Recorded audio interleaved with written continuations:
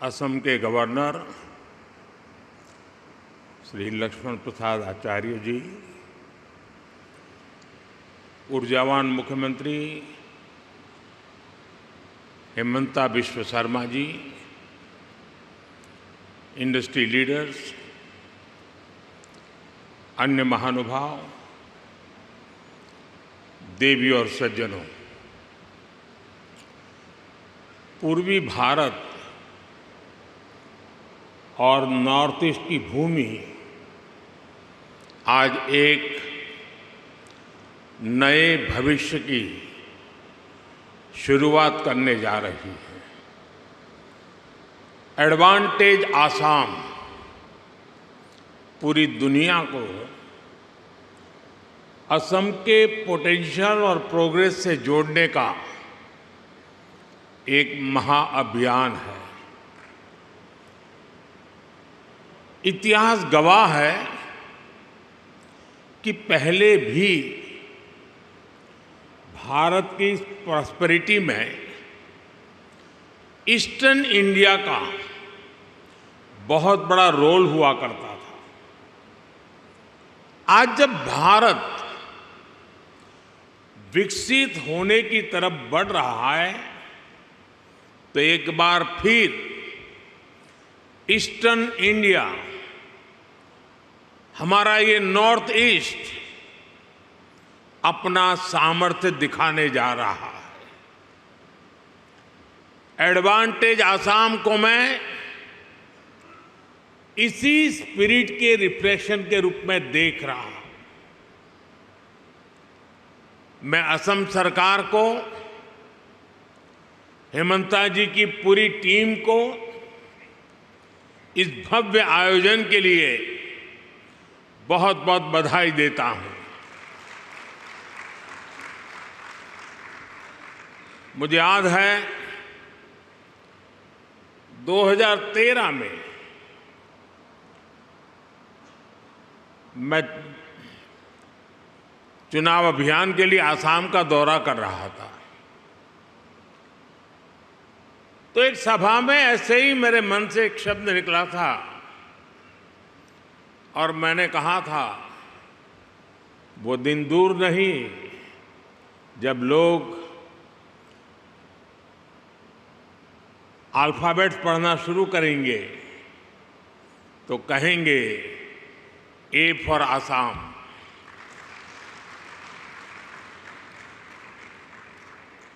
साथियों, आज हम सभी वैश्विक परिस्थितियों को बहुत बारीकी से देख रहे हैं, समझ रहे हैं।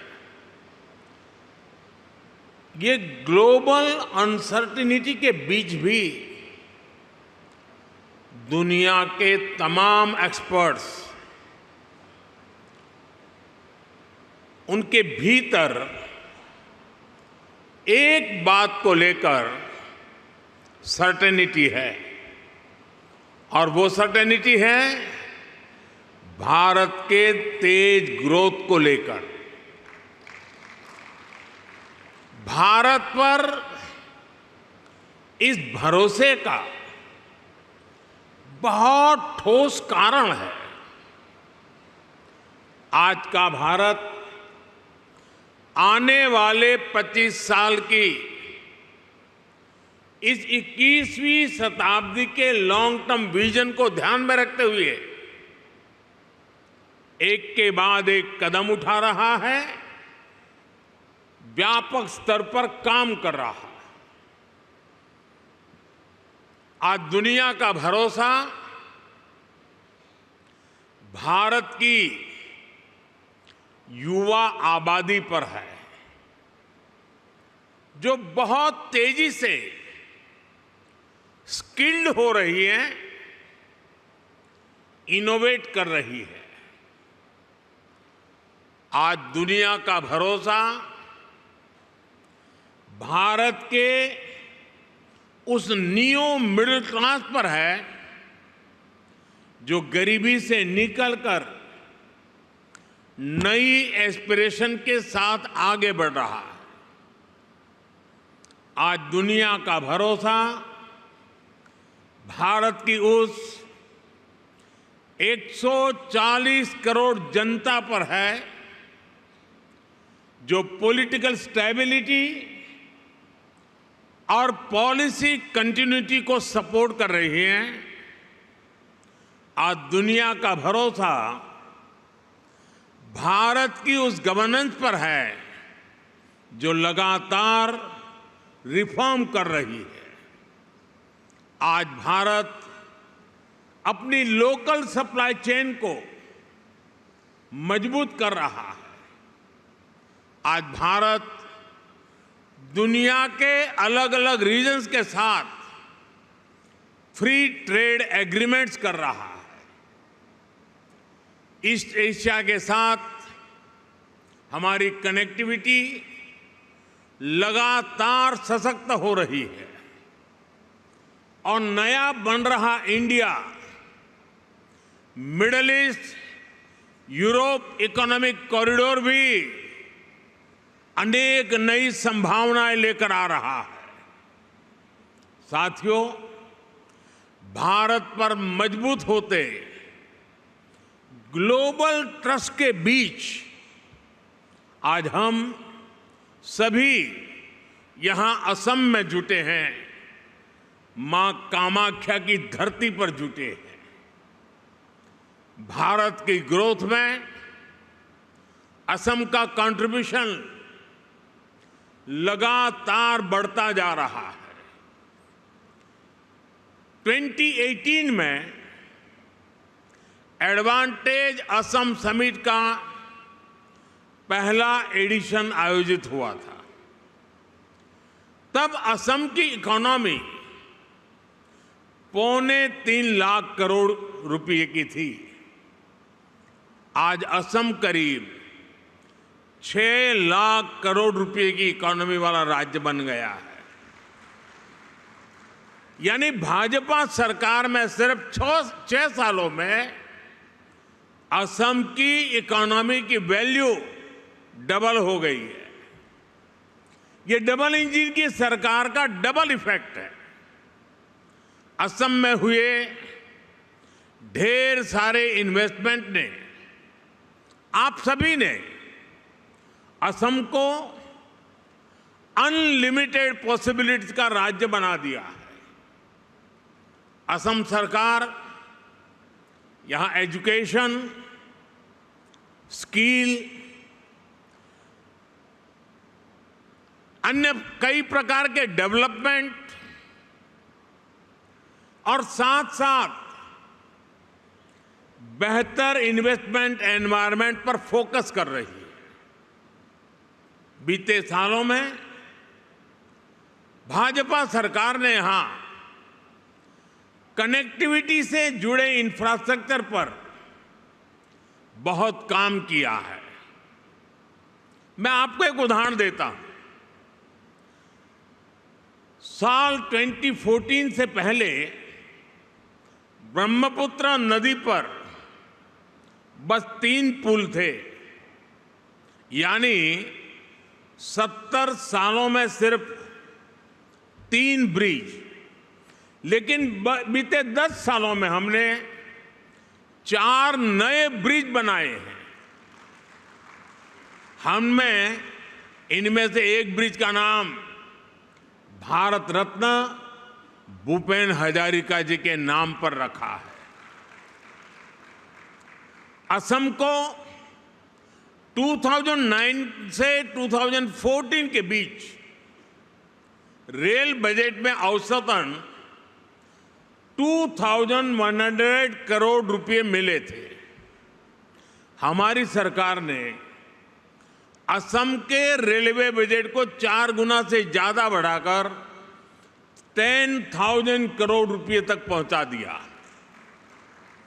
असम के 60 से ज्यादा रेलवे स्टेशन को भी मॉडर्नाइज किया जा रहा है। आज गुवाहाटी से न्यू जलपाईगुड़ी के बीच नॉर्थ ईस्ट की पहली सेमी हाई स्पीड ट्रेन चल रही है। साथियों, असम की एयर कनेक्टिविटी का तेज गति से विस्तार हो रहा है। 2014 तक यहां सिर्फ 7 रूट्स पर फ्लाइट्स ऑपरेट होती थी। अब करीब करीब 30 रूट्स पर फ्लाइट्स चलने लगी है। इससे लोकल इकोनॉमी को भी बहुत बड़ा बूस्ट मिला है, यहां के युवाओं को रोजगार मिला है। साथियों, ये परिवर्तन सिर्फ इंफ्रास्ट्रक्चर तक सीमित नहीं है। लॉ एंड ऑर्डर में अभूतपूर्व सुधार हुआ है। बीते दशक में अनेक पीस एकॉर्ड्स किए गए हैं। बॉर्डर से जुड़े लॉन्ग पेंडिंग इश्यूज का समाधान किया गया है। आज असम का हर रीजन, हर नागरिक, हर युवा यहां के विकास के लिए दिन रात मेहनत कर रहा है। साथियों, आज भारत में इकोनॉमी के हर सेक्टर में, हर लेवल पर बड़े रिफॉर्म्स हो रहे हैं। हमने ईज ऑफ डूइंग बिजनेस के लिए निरंतर काम किया है। हमने इंडस्ट्री और इनोवेशन कल्चर को बढ़ावा देने का पूरा इकोसिस्टम तैयार किया है। स्टार्टअप्स के लिए नीतियां हो, मैन्युफैक्चरिंग के लिए पीएलआई स्कीम्स हो, या मैन्युफैक्चरिंग कंपनियां और एमएसएमईज को टैक्स में छूट देना हो, हमने हर एक के लिए बेहतरीन पॉलिसीज बनाई है। सरकार देश के इंफ्रास्ट्रक्चर पर भी बहुत बड़ा इन्वेस्टमेंट कर रही है। इंस्टीट्यूशनल रिफॉर्म, इंडस्ट्री, इंफ्रास्ट्रक्चर और इनोवेशन का यही कॉम्बिनेशन भारत की प्रगति का आधार है। और इसलिए इन्वेस्टर्स भी देश के पोटेंशियल को, उनकी और देश की प्रगति की पॉसिबिलिटीज को बदलता हुआ देख रहे हैं। और इस प्रगति में असम भी डबल इंजन की स्पीड से आगे बढ़ रहा है। असम ने 2030 तक अपनी इकोनॉमी को 150 बिलियन तक पहुंचाने का टारगेट सेट किया है। मुझे विश्वास है असम इस लक्ष्य को जरूर हासिल कर सकता है। मेरे इस विश्वास का कारण असम के सामर्थ्यवान और प्रतिभाशाली असम के लोग हैं, यहां की भाजपा सरकार का कमिटमेंट है। असम आज साउथ ईस्ट एशिया और भारत के बीच का गेटवे बनकर उभर रहा है। इस पोटेंशियल को और आगे बढ़ाने के लिए सरकार ने North East transformative industrialisation scheme यानी उन्नति शुरू की है। ये उन्नति स्कीम असम समेत पूरे नॉर्थ ईस्ट में इंडस्ट्री को, इन्वेस्टमेंट को, टूरिज्म को गति देगी। मैं इंडस्ट्री के आप सब साथियों से कहूंगा, इस स्कीम और असम के अनलिमिटेड पोटेंशियल का पूरा लाभ उठाइए। असम की नेचुरल रिसोर्सेज और स्ट्रेटेजिक लोकेशन इस राज्य को इन्वेस्टमेंट का प्रीफर्ड डेस्टिनेशन बनाती है। असम के सामर्थ्य का एक उदाहरण असम टी है। असम टी अपने आप में एक ब्रांड है जो दुनिया भर में चाय के शौकीनों के जीवन का हिस्सा बन चुकी है। असम टी को 200 साल पूरे हो चुके हैं। ये लेगेसी असम को बाकी सेक्टर्स में भी आगे बढ़ने के लिए प्रेरित करती है। साथियों, आज ग्लोबल इकोनॉमी में बहुत बड़ा बदलाव हो रहा है। पूरी दुनिया एक रेजिलिएंट सप्लाई चेन की मांग कर रही है और इसी कालखंड में भारत ने अपने मैन्युफैक्चरिंग सेक्टर को आगे बढ़ाने के लिए मिशन मोड पर काम शुरू किया। हम मेक इन इंडिया के तहत लो कॉस्ट मैन्युफैक्चरिंग को बढ़ावा दे रहे हैं। फार्मास्यूटिकल्स, इलेक्ट्रॉनिक्स, ऑटोमोबाइल, हमारी इंडस्ट्री ना सिर्फ डोमेस्टिक डिमांड्स को पूरा कर रही है बल्कि इंटरनेशनल मार्केट में भी मैन्युफैक्चरिंग एक्सेलेंस के नए बेंचमार्क बना रही है। इस मैन्युफैक्चरिंग रिवॉल्यूशन में असम बहुत बड़ी भूमिका निभा रहा है।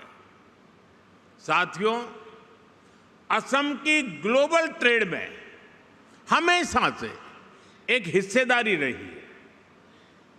आज पूरे भारत के ऑन शोर नेचुरल गैस प्रोडक्शन का 50% से ज्यादा शेयर असम के पास है। बीते कुछ सालों में यहां की रिफाइनरीज की कैपेसिटी में बहुत बड़ी वृद्धि की गई है। इलेक्ट्रॉनिक्स, सेमीकंडक्टर्स और ग्रीन एनर्जी जैसे इमर्जिंग सेक्टर में भी असम तेजी से उभर रहा है। सरकार की पॉलिसीज के कारण असम हाईटेक इंडस्ट्रीज के साथ साथ स्टार्टअप्स का भी हब बन रहा है। साथियों, अभी कुछ दिन पहले ही बजट में केंद्र सरकार ने नामरूप 4 प्लांट को भी मंजूरी दी है। आने वाले समय में ये urea production plant north east सहित पूरे देश की यूरिया की डिमांड को पूरा करेगा। वो दिन दूर नहीं जब असम पूर्वी भारत का एक बड़ा मैन्युफैक्चरिंग हब बनेगा और इसमें केंद्र सरकार हर तरह से राज्य की भाजपा सरकार को मदद कर रही है। साथियों, 21वीं सदी में दुनिया की प्रोग्रेस डिजिटल रिवॉल्यूशन, इनोवेशन और टेक्नोलॉजिकल प्रोग्रेस पर निर्भर है। इसके लिए हमारी तैयारी जितनी बेहतर होगी, दुनिया में हमारी ताकत भी उतनी ज्यादा होने वाली है। इसलिए हमारी सरकार 21वीं सदी की पॉलिसीज और स्ट्रेटेजीज के साथ तेज गति से आगे बढ़ रही है। हम सब जानते हैं कि इलेक्ट्रॉनिक्स और मोबाइल मैन्युफैक्चरिंग में बीते 10 साल में भारत ने कितनी बड़ी छलांग लगाई है। अब इसी सक्सेस स्टोरी को भारत सेमीकंडक्टर प्रोडक्शन में भी रिपीट करना चाहता है। मुझे गर्व है कि असम सेमीकंडक्टर मैन्युफैक्चरिंग में भी भारत के एक महत्वपूर्ण सेंटर के रूप में विकसित हो रहा है। कुछ महीने पहले असम के जागीरोड में Tata semiconductor assembly and test facility की शुरुआत हुई है। ये प्लांट आने वाले समय में पूरे नॉर्थ ईस्ट में टेक्नोलॉजिकल ग्रोथ को प्रमोट करने वाला है। साथियों, सेमीकंडक्टर सेक्टर में इनोवेशन के लिए हमने आईआईटी के साथ भी कोलैबोरेट किया है। इसके लिए देश में एक सेमीकंडक्टर रिसर्च सेंटर पर भी काम किया जा रहा है। इस दशक के अंत तक इलेक्ट्रॉनिक सेक्टर की वैल्यू $500 बिलियन तक पहुंचने वाली है। हमारी जो स्पीड और स्केल है उससे तय है कि भारत सेमीकंडक्टर प्रोडक्शन की एक बड़ी ताकत बनकर के उभरेगा। इससे लाखों लोगों को रोजगार मिलेगा और असम की इकोनॉमी को भी फायदा होगा। साथियों, बीते 10 सालों में भारत ने अपनी एनवायरमेंटल रिस्पॉन्सिबिलिटीज को समझते हुए भी नीतिगत निर्णय किए हैं। दुनिया हमारे रिन्यूएबल एनर्जी मिशन को एक मॉडल प्रैक्टिस मानकर इसे फॉलो कर रही है। देश ने बीते 10 वर्षों में सोलर, विंड और सस्टेनेबल एनर्जी रिसोर्स पर बहुत बड़ा इन्वेस्टमेंट किया है। इससे न सिर्फ हमारी इकोलॉजिकल कमिटमेंट पूरे हुए हैं, बल्कि देश की रिन्यूएबल एनर्जी प्रोडक्शन कैपेसिटी में भी कई गुना विस्तार कर पाया है। हमने 2030 तक देश की एनर्जी कैपेसिटी में 500 गीगावाट रिन्यूएबल एनर्जी कैपेसिटी में के एडिशन का लक्ष्य बनाया है। 2030 तक देश का annual green hydrogen production 5 million metric ton हो, सरकार इसके लिए मिशन बनाकर काम कर रही है। देश में गैस इंफ्रास्ट्रक्चर बढ़ने के कारण डिमांड भी तेजी से बढ़ी है। गैस बेस्ड इकोनॉमी का पूरा सेक्टर तेजी से एक्सपांड हो रहा है। इस जर्नी में असम के पास बहुत बड़ा एडवांटेज है। सरकार ने आप सबके लिए बहुत सारे रास्ते बनाए हैं। पीएलआई स्कीम से लेकर ग्रीन इनिशिएटिव के लिए बनी सारी पॉलिसीज आपके हित में हैं। मैं चाहता हूं कि असम रिन्यूएबल एनर्जी सेक्टर में एक लीडर स्टेट बनकर के उभरे, और ये तभी हो पाएगा जब इंडस्ट्री के आप सभी लीडर्स यहां के पोटेंशियल को सही तरह से मैक्सिमाइज करने के लिए आगे आएंगे। साथियों, 2047 तक भारत को विकसित भारत बनाने में पूर्वी भारत की भूमिका बहुत बड़ी होने वाली है। आज पूर्वोत्तर और पूर्वी Bharat infrastructure, logistics, agriculture, tourism और इंडस्ट्री में तेज रफ्तार से आगे बढ़ रहा है। वो दिन दूर नहीं जब दुनिया भारत की डेवलपमेंट जर्नी में इस क्षेत्र को सबसे आगे बढ़ते हुए देखेगा। मुझे विश्वास है आप इस यात्रा में असम के साथी बनेंगे, साझीदार बनेंगे। आइए एक साथ मिलकर हम असम को एक ऐसा राज्य बनाएं जो पूरे ग्लोबल साउथ में भारत की कैपेबिलिटीज को नई ऊंचाइयों तक पहुंचाए। एक बार फिर आज की समिट के लिए आप सभी को मेरी ढेर सारी शुभकामनाएं।